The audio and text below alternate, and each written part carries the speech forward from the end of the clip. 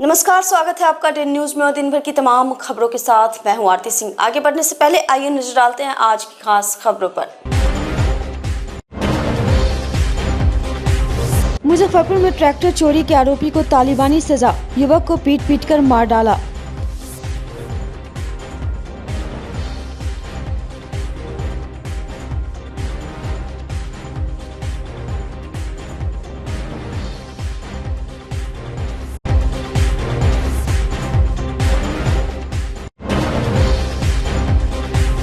सड़क हादसे में इंटर के छात्र की मौत, ड्यूटी से लौटने के दौरान हुआ हादसा, परिजन बेहाल।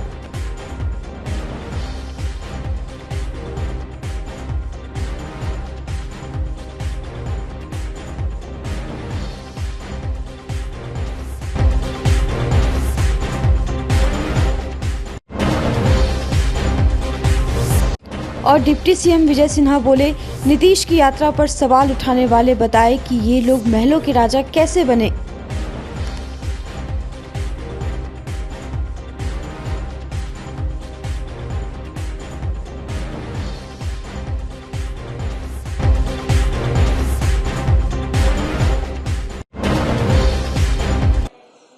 तो ये थी सुर्खियां और अब खबरें विस्तार से। मुजफ्फरपुर के औराई थाना इलाके में ट्रैक्टर चोरी के आरोपी को भीड़ ने पीट पीट कर मार डाला। बताया जा रहा है कि गुस्साई भीड़ ने युवक की बेरहमी से पिटाई की थी, जिससे उसकी मौत हो गई। मृतक की पहचान रुन्नी सैदपुर थाना के सोनपुरवा गांव के शंभू सहनी के रूप में हुई है।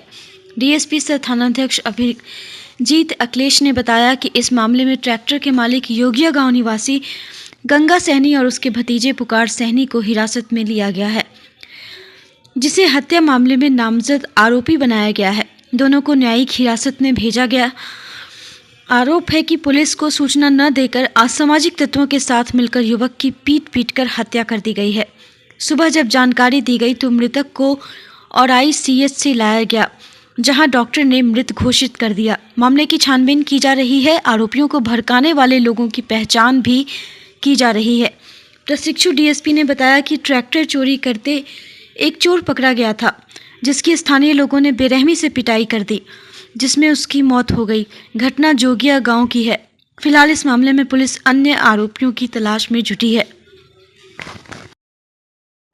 आज सुबह में औराई थाने के सरकारी नंबर पर एक सूचना प्राप्त हुई। ट्रैक्टर चोरी के संदेह में किसी व्यक्ति को पकड़कर पीटा गया है। सूचना की सत्यापन करते हुए थाना के पदाधिकारी ग्राम जोगिया पहुँचे।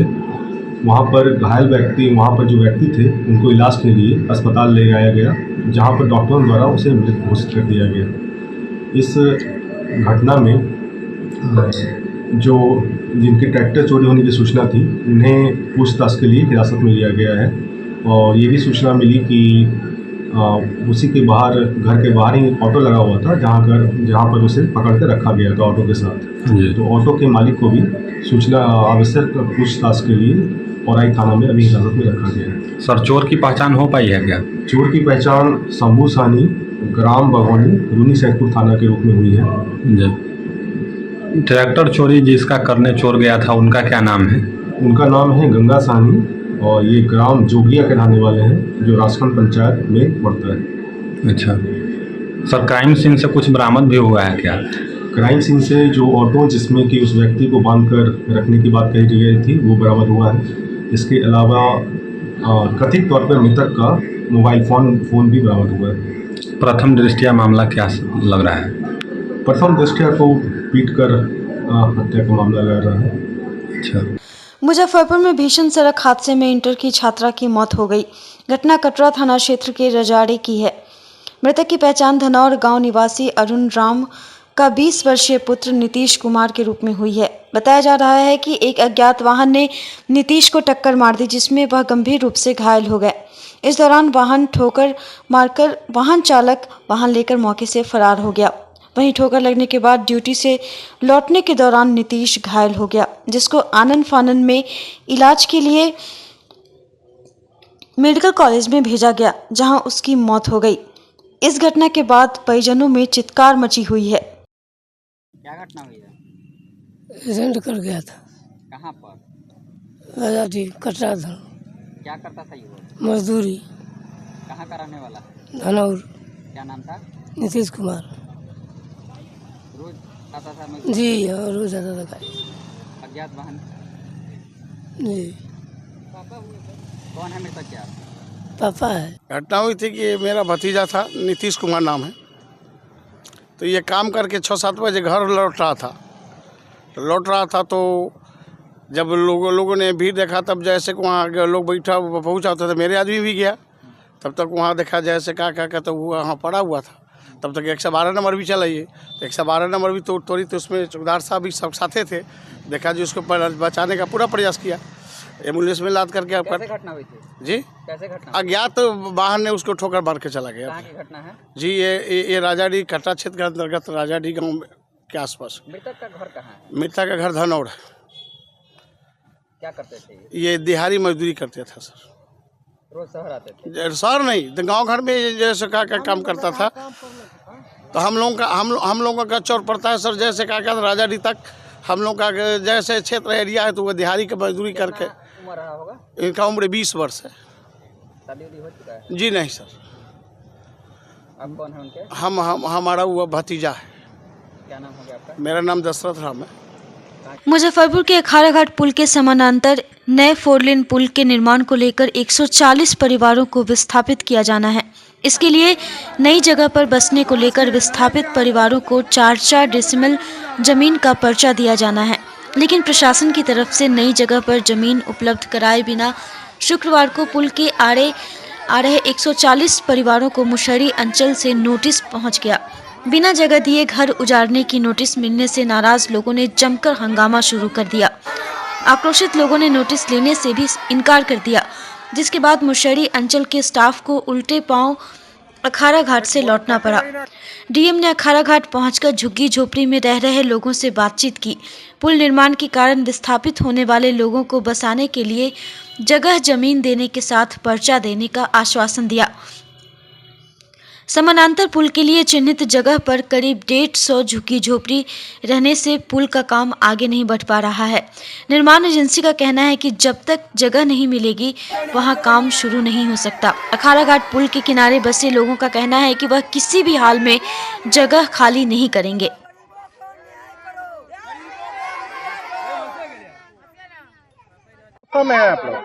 गुस्सा में है जो हम लोग यहाँ पर 5 पुस्त बीत गया, कभी कोई भी सरकार हम लोग के डिस्टर्ब नहीं किया, लेकिन आज के डेट में पुल के नाम पर सारे गरीब लोग के उजाड़ने की व्यवस्था किया जा रहा है। वायदे में रहने का कहीं व्यवस्था नहीं दिया जा रहा है।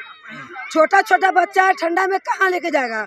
हमको सरकार से यही कहना है, मोदी तक हम चाहते हैं बात पहुँचे। ये मोदी पुल बनाए तो सारे गरीब को पहले वो अपने हाथ से जड़ पिला दे, तभी जगह पुल के निर्माण करवाए, और नहीं तो गरीब को कई व्यवस्था दे करके अस्थायी करके।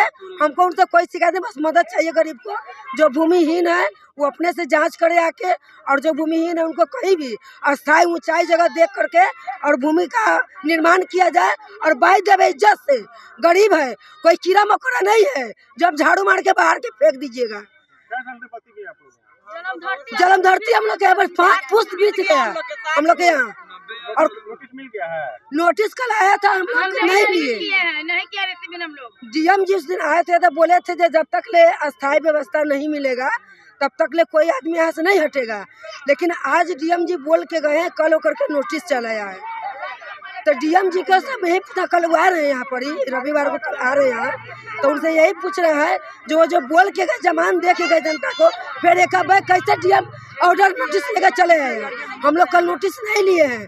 हम लोग के जब वो जहाँ भी जगह देख के हम लोग आज के डेट में, हमारे वार्ड नंबर 14 के पूर्व पार्षद अभी अमित रंजन जी है। हटाने के लिए बोला गया है। 5 साल से बताबू ना, पुल का उद्घाटन हुआ, हम लोग घर बना होते हैं, साथ तक ये है।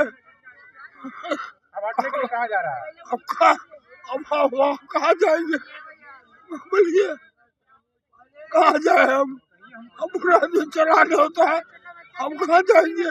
हम लोग हटने के लिए करा है, लेकिन डीएम साहब आए उस दिन बोले कि हम लोग भी बहुत गरीबी स्कूल से पढ़ के निकले हैं। डीएम साहब बोले कि हम लोग जब तक आप लोग के 4 डिसमिल जमीन देंगे उसमें 1 डिसमिल रास्ता के लिए निकालेंगे।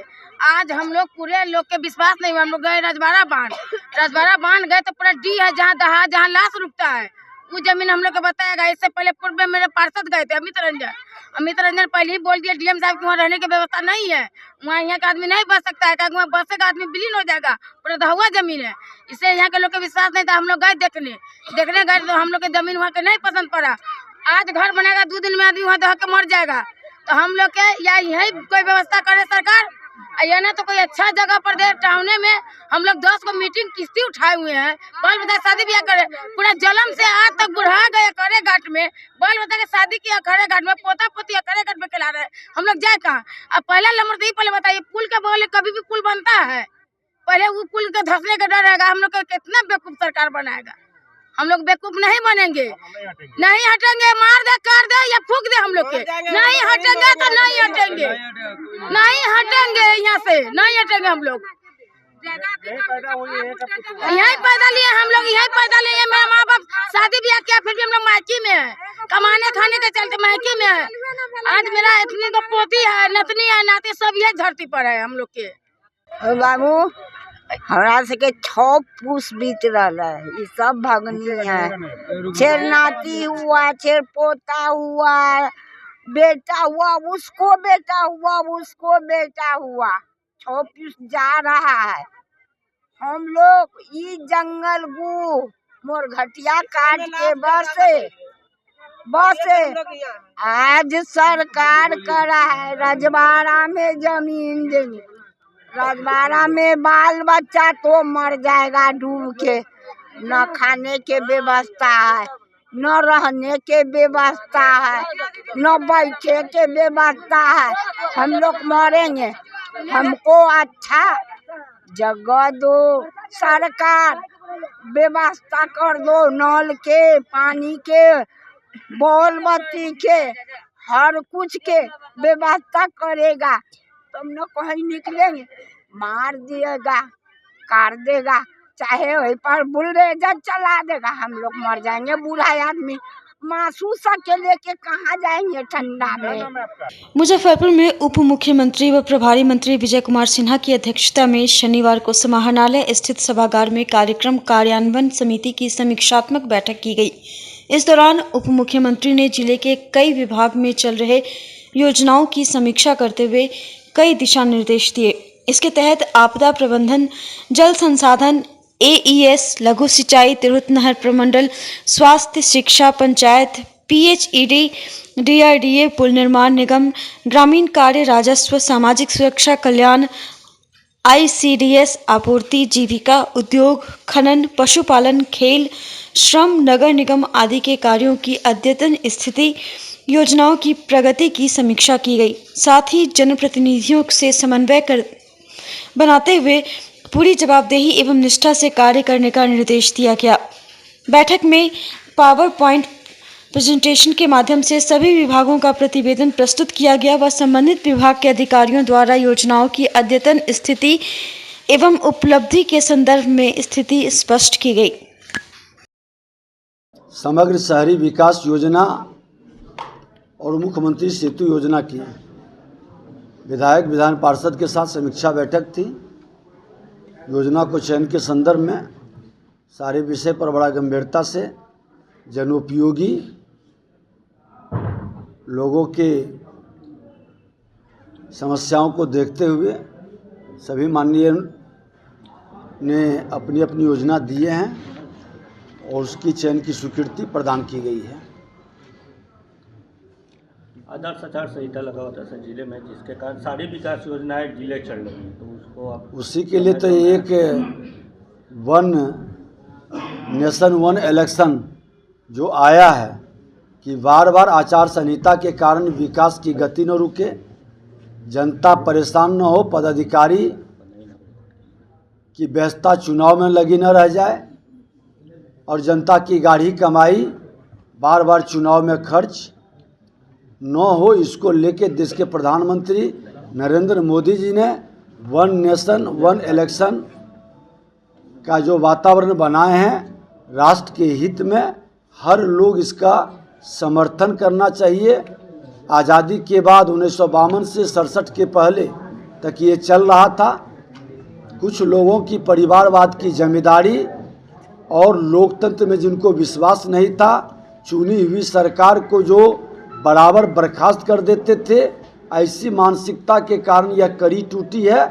फिर से इसको स्थापित करने का प्रधानमंत्री जी ने संकल्प लिया है। सबको इसे स्वीकारना चाहिए।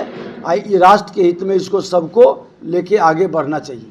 बिहार के उप मुख्यमंत्री सह मुजफ्फरपुर के प्रभारी मंत्री विजय कुमार सिन्हा शनिवार को मुजफ्फरपुर पहुंचे, जहां उन्होंने समाहरणालय सभागार में अधिकारियों के साथ जिला स्तरीय समीक्षा बैठक की। इसके बाद जिला अतिथि गृह में मीडिया से मुखातिब हुए। इस दौरान उन्होंने मीडिया के कई सवालों का बेबाकी से जवाब दिया। विधानसभा में आउटसोर्सिंग के जरिए बहाली पर उन्होंने कहा कि इसका विरोध किया जाएगा और प्रयास किया जाएगा कि जो निबंधित कंपनियां हैं उसके जरिए ही बहाली की जाए। तिरहुत स्नातक विधान परिषद उपचुनाव में मिली हार पर भी उन्होंने समीक्षा की बात कही। वहीं मुख्यमंत्री नीतीश कुमार के बिहार यात्रा पर तेजस्वी यादव के तंज पर तीखा प्रहार किया। विजय कुमार सिन्हा ने कहा कि जब वे हेलीकॉप्टर में बैठकर अपना जन्मदिन मनाते हैं तो कितना खर्च होता है, यह जनता को बताते हैं क्या? उपचुनाव में चारों सीट हारने के बाद भी उन्हें सबक नहीं मिला है। वह विधानसभा चुनाव में भी कहीं 22 सीट पर ही ना सिमट जाए, क्योंकि उनके पास ना कोई नीति है और ना ही कोई विजन है।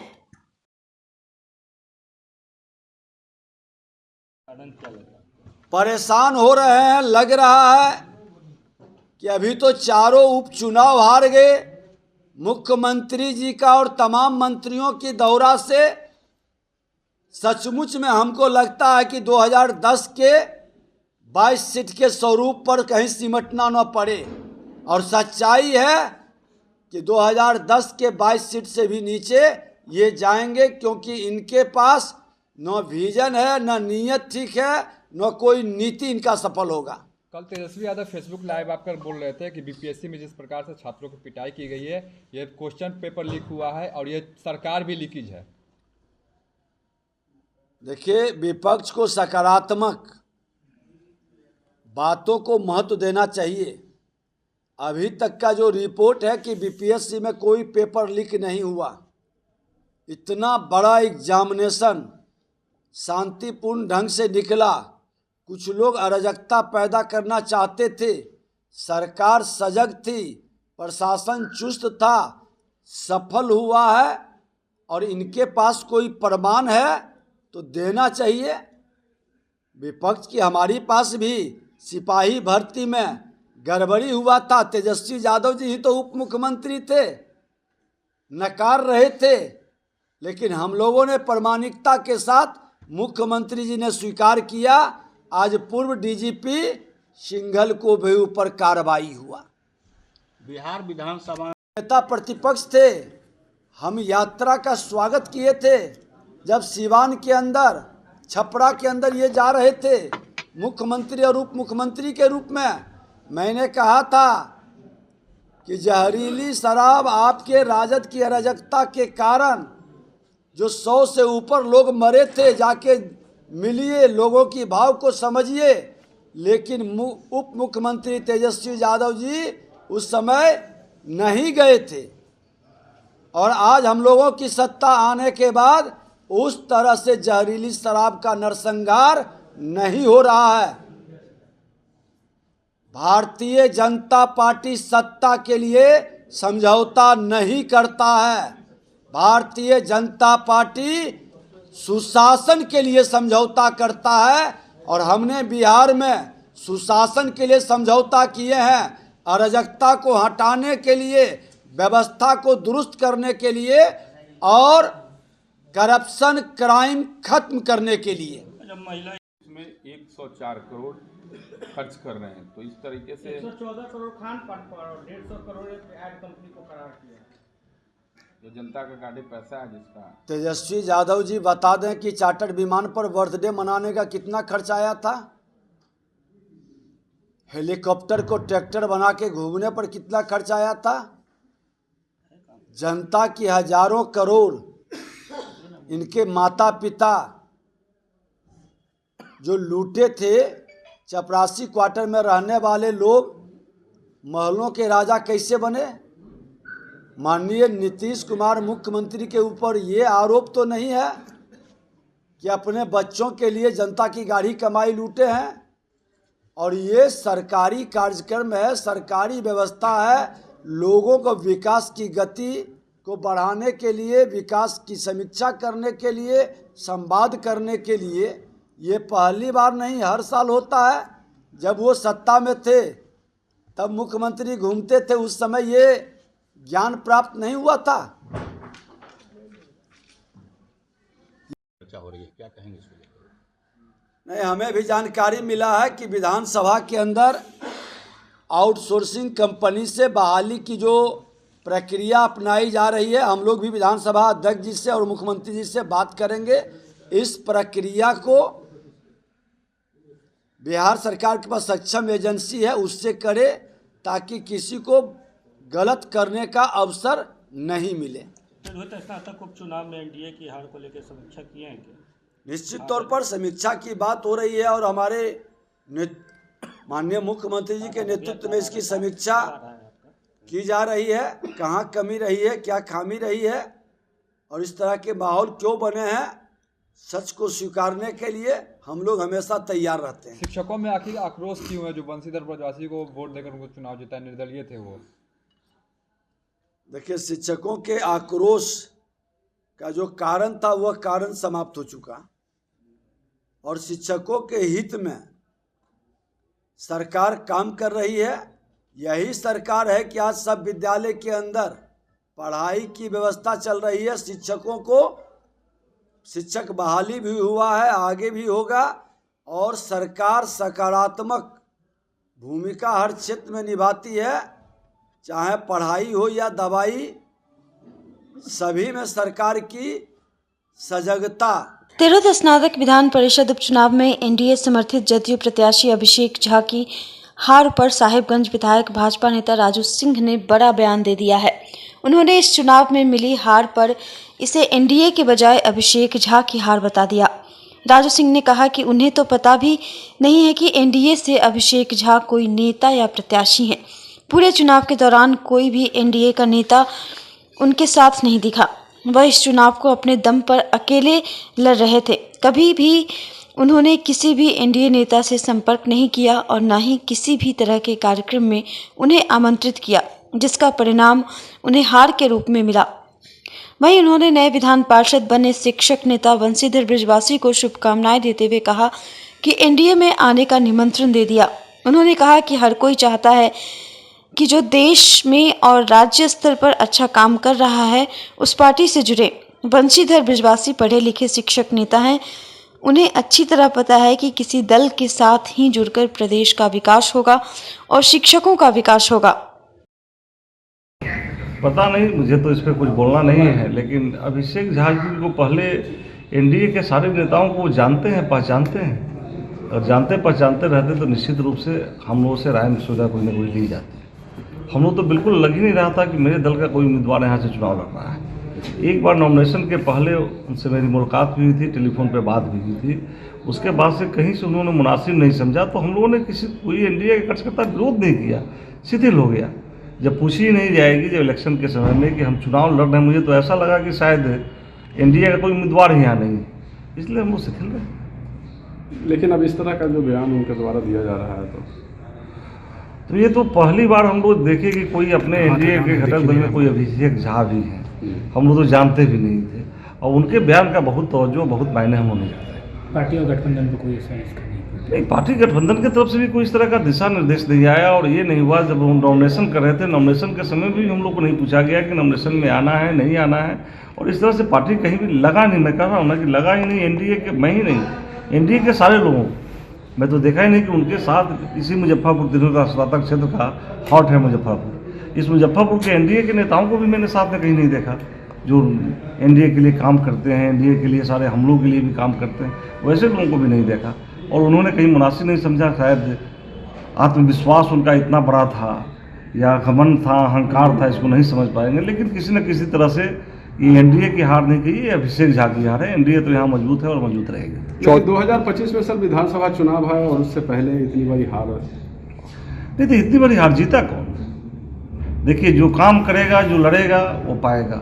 मैं यहाँ की महान जनता को फिर से धन्यवाद देना चाहता हूँ कि ब्रजवासी मेरे पार्टी के नहीं है, मेरे दल के नहीं है, निर्दल हैं, चुनाव जीते हैं। और यहाँ की वो जो लिटरेट पर्सन, पढ़े लिखे लोग, जिस तरह से लोगों ने वोट देने का काम किया है, वो भी मैं उनका भी आभार व्यक्त करता हूँ, उनको भी धन्यवाद देना चाहता हूँ। वो भी धन्यवाद के अधिकारी हैं कि उन्होंने ठीक चुनाव किया है, अच्छा चुनाव किया है।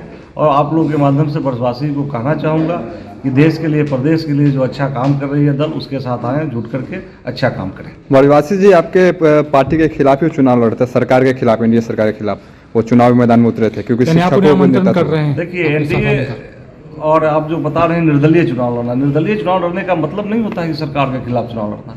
यहाँ पक्ष विपक्ष हर दल के खिलाफ हो, तो निर्दलीय अपने आप अपना प्रेजेंटेशन देना चाहता है कि मैं निर्दलीय हूँ, मुझे लोग चाहते हैं। और उसके बाद में उसकी अपनी इच्छा जरूर होती है कि सरकार में, प्रदेश में, देश में किसी अच्छे दल के साथ जुड़ करके मैं काम कर सकूं। ब्रजवासी जैसा समझदार लोग जरूर चाहेंगे कि प्रदेश का विकास कैसे हो, उनके शिक्षक समाज का कल्याण कैसे हो, उसके लिए मिलकर के शिक्षकों के लिए लड़ाई लड़ेंगे। उन्हें इंडिया में आने का आमंत्रण करते हैं। निश्चित रूप से हम तो बहुत छोटे लीडर्स हैं, लेकिन अपने माध्यम से उनको जरूर कहना चाहूँगा कि उनको जो लगता हो कि प्रदेश और देश के विकास की राह पर चलने वाली पार्टी है, उस पार्टी के साथ आकर के अपने लोगों का काम करें।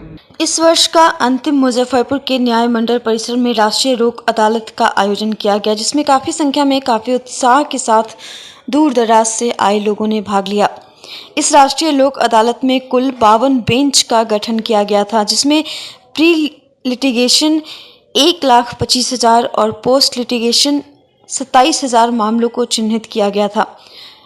इस राष्ट्रीय लोक अदालत में विभिन्न बैंकों के स्टॉल लगाए गए थे। मुजफ्फरपुर न्यायालय के प्रधान जिला एवं सत्र न्यायाधीश मनोज कुमार सिंह के साथ जिला विधिक सेवा प्राधिकार के सचिव के साथ अन्य न्यायाधीशों ने विभिन्न न्यायालय समेत विभिन्न बैंकों के स्टॉल पर घूम कर स्थितियों का जायजा लिया। साथ ही ज़्यादा से ज़्यादा मामलों का निष्पादन करने का निर्देश दिया गया। इस अवसर पर प्रधान जिला एवं सत्र न्यायाधीश मनोज कुमार सिंह ने बताया कि मामलों के निष्पादन में प्रदेश में मुजफ्फरपुर जिला लगातार 5 बार प्रथम रहा है। इस बार भी पूरी संभावना है। कुल 35,000 नोटिस तामीला कराया गया। दोपहर 2 बजे तक 1200 से अधिक सुलहनीय मामलों का निष्पादन हो गया था। नापतौल और चेक बाउंस के मामले में निष्पादन ज़्यादा बढ़ने की संभावना है। संतोष जी, आप तो शुरू से ही कवर करते चले आ रहे हैं। आपको पता है कि इस साल की ये अंतिम नेशनल लोक अदालत है। पिछले 5 बार से हम लोग प्रदेश में निष्पादन की दृष्टि से प्रथम स्थान पर रहते आए हैं। इस बार हम लोगों ने लगभग 35,000 नोटिसेज तामील कराई हैं। 35,000 मामलों में इसका मतलब ये होता है कि 70,000 पक्षकार और एक पक्ष के परिवार की यदि सदस्य संख्या 4 मानी जाए तो लगभग 2.5 लाख लोग प्रभावित होते हैं। तो वैसे मामले हम लोगों ने 35,000 चिन्हित किए हैं और आज की भीड़ को देखते हुए लग रहा है कि टर्नअप हुए हैं और हम लोग उम्मीद कर रहे हैं कि इस बार भी हम लोग प्रदेश में निश्चित तौर पर प्रथम स्थान पर वादों के निष्पादन के मामले में रहेंगे। इस बार सर लगातार प्रथम स्थान रहा है, तो इस बार क्या कुछ संभावना है? हाँ, लगातार 6वीं बार भी हम लोग प्रथम स्थान पर रहने के लिए आशान्वित हैं और जनता के भारी उत्साह और न्यायालय परिसर में उमड़ी भीड़ से आप भी अंदाज़ा लगा सकते हैं कि हम लोग प्रथम स्थान पर रहेंगे। अभी तक तो पूरी तरह से काउंट नहीं आया है, लेकिन अभी जब मैं घूम रहा था, ये 2 बजे तक का समाचार है, तो लगभग 1200 से ऊपर सुलहनीय मामलों का निष्पादन तब तक हो चुका था। मैं राष्ट्रीय लोक अदालत में नए कौन से मामले ज़्यादातर देखने को आए हैं? पहले से जितने मामले रहते थे, मामलों का विषय तो अलग से कोई नहीं जुड़ा है, परंतु इस न्यायमंडल के स्तर पे हम कहें तो हम लोग इस बार माप तौल के मामलों में पहले डिस्पोजल उतना नहीं कर पाए थे, लेकिन हम लोगों ने इस बार प्रयास किया और नोटिसेज पहले से भिजवाई, तो माप तौल के मामलों का हम लोगों का इस बार का डिस्पोजल निश्चित तौर पे बढ़ेगा। उसी तरह से चेक बाउंस के मामलों में पीछे हम लोग बहुत अपेक्षित नहीं कर पा रहे थे, लेकिन अभी तक हमारे पास सूचना है कि लगभग 200 से ऊपर का निष्पादन हम लोग चेक बाउंस के मामलों में कर पाए हैं। मोटर वाहन अधिनियम के मामले तो विशेष न्यायाधिकरण को चले गए हैं। अब वर्ष 2019 के पहले के मामले केवल बचे हुए हैं, लेकिन उसमें भी हम लोगों ने सांकेतिक रूप से निष्पादन किया है। अभी तक की मेरी जानकारी के मुताबिक 6 मामले निष्पादित हो चुके हैं और भी आगे होने की संभावना है। तो नए क्षेत्र जो है जिसमें कि पीछे हम लोगों का निष्पादन कम था, उस तरफ भी हम लोग बढ़े हैं और अच्छा जो है निष्पादन की उम्मीद करते हैं। केंद्रीय विद्यालय सीआरपीएफ झपहा में केंद्रीय विद्यालय संगठन का 62वां स्थापना दिवस सह वार्षिकोत्सव का शनिवार को भव्य और शानदार आयोजन किया गया, जिसमें मुख्य अतिथि केंद्रीय रिजर्व पुलिस बल के पुलिस उप महानिरीक्षक राकेश कुमार एवं विशिष्ट अतिथि के रूप में केंद्रीय रिजर्व पुलिस बल समूह केंद्र के महिला कल्याण समिति समूह अध्यक्ष प्रीति शामिल हुई। विद्यालय के प्राचार्य मंजू देवी सिंह ने दोनों अतिथियों का पुष्प गुच्छ देकर स्वागत किया।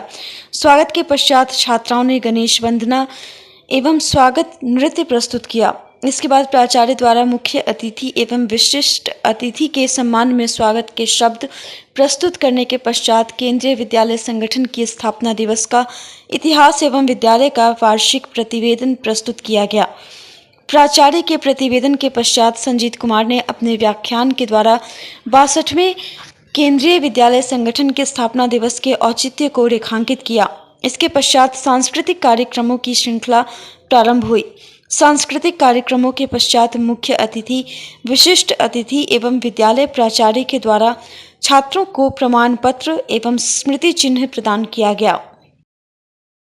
मुजफ्फरपुर शहर के बीचों बीच अमर सिनेमा रोड में विष्णु निधि ऊर्जा केंद्र का शुभारंभ किया गया है। पंचायती राज्य मंत्री केदार प्रसाद गुप्ता और पूर्व मंत्री सुरेश कुमार शर्मा ने संयुक्त रूप से इसका फीता काटकर उद्घाटन किया। उद्घाटन के बाद सुरेश शर्मा व केदार प्रसाद गुप्ता ने प्रोप्राइटर विष्णु शर्मा को शुभकामनाएं देते हुए उनके उज्जवल भविष्य की कामना की। साथ ही शहर के लोगों से अपील की कि वे लोग यहां से आकर अपनी गाड़ी में ईंधन भरवाएं, क्योंकि यहां पर शुद्ध और सही माप में ईंधन मिलेगी। वहीं प्रोप्राइटर विष्णु शर्मा ने बताया कि शहर के लोगों को अक्सर शहर से बाहर ही जाकर अपनी गाड़ी में पेट्रोल और डीजल लेना पड़ता था। उनकी समस्या का निदान करने हेतु इस पेट्रोल पंप का शुभारंभ किया गया है, जिसका लाभ खासकर उन छात्रों को मिलेगा जो एग्जाम के समय में जाम में फंसकर अपनी गाड़ी में पेट्रोल या डीजल नहीं ले पाते थे। उन्होंने बताया कि यहाँ पर सभी तरह की सुविधा उपलब्ध है, इसके साथ ही सर्विसिंग की सुविधा भी उपलब्ध है। तो आप सभी से अपील है कि यहाँ आएं और यहाँ से अपनी गाड़ी में ईंधन भरवाएं।